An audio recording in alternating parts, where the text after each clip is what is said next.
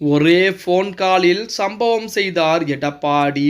அதிர்ச்சியிலே SP Velumani தரப்பு.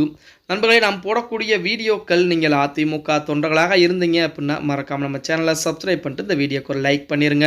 அனைத்து இந்திய அண்ணா திராவிட முன்னேற்ற கழகத்தை பொறுத்த வரைக்கும் நம்ம அனைவருக்கும் தெரியும், அரசனை நம்பி புரசனை கைவிட்ட கதையாகத்தான் ஒரு தரப்பினர் இருந்துகிட்டு இருக்காங்க. சரி, அங்கு ஒரு தரப்பில் இருக்கக்கூடிய வேலையிலே எடப்பாடி பழனிசாமி தரப்பை பொறுத்த வரைக்கும் இப்ப நாளுக்கு நாள் ஆதரவு என்பது அதிகரித்து விட்டது. அதிகப்படியான சட்டமன்ற உறுப்பினர் 47 சட்டமன்ற உறுப்பினர்களே 25 சட்டமன்ற உறுப்பினர்கள் எஸ்பி வேலுமணி தரப்புக்கும் 22 எடப்பாடி பழனிசாமிக்கு என இருந்தது. அப்புறம் ஒரு நபர் அதிமுக எடப்பாடி பழனிசாமியை தேடி வந்தார்.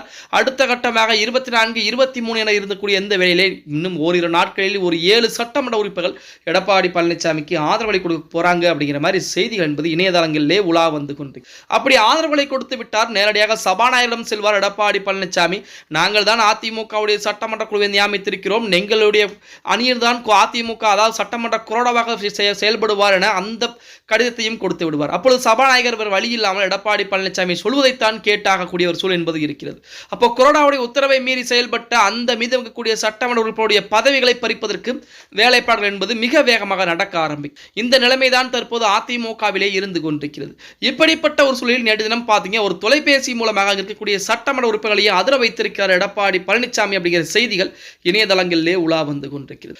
அதிமுகவில் இருந்து பிரிந்த சி.வி. சண்முகம் அணியினர் அங்கம் வைத்து வந்த அதிருப்தி எம்எல்ஏக்கள் மீண்டும் எடப்பாடி பழனிசாமி தலைமைக்கே திரும்ப உள்ளதாக செய்திகள் என்பது வெளியாகிக் கொண்டிருக்கிறது. தகவல் தமிழக அரசியல் ஒரு பரபரப்பை ஏற்படுத்தி இருக்கிறது அப்படின்னே கூட சொல்லலாம். தமிழக வெற்றி கழகத்தின் வரவிருக்கும் அமைச்சரவையிலே அதிமுக அதிருப்தி அணியினருக்கு இடமில்லை என்ற செய்தி கசிந்ததை தொடர்ந்து இந்த அதிருப்தி எம்எல்ஏக்களிடம் எடப்பாடி பழனிசாமி தொலைபேசி வாயிலாக பேசியிருக்கிறார் அப்படிங்கிற செய்திகள் என்பது வெளியாகி இருக்கிறது. அப்போது நான் தான் முன்பே சொன்னேனே, அவர்கள் பக்கம் சென்றால் உங்களுக்கு எதுவும் கிடைக்காது என்று, இனிமேலும் தாமதிக்காமல் என் பக்கம் வந்துவிடுங்கள் என்று அவர் அன்போடு அழைப்பு விடுத்திருக்கிறார். சமாதான பேச்சுவார்த்தையில் ஈடுபட்டதாக அரசியல் வட்டாரங்கள் தெரிவிக்கிறாங்க.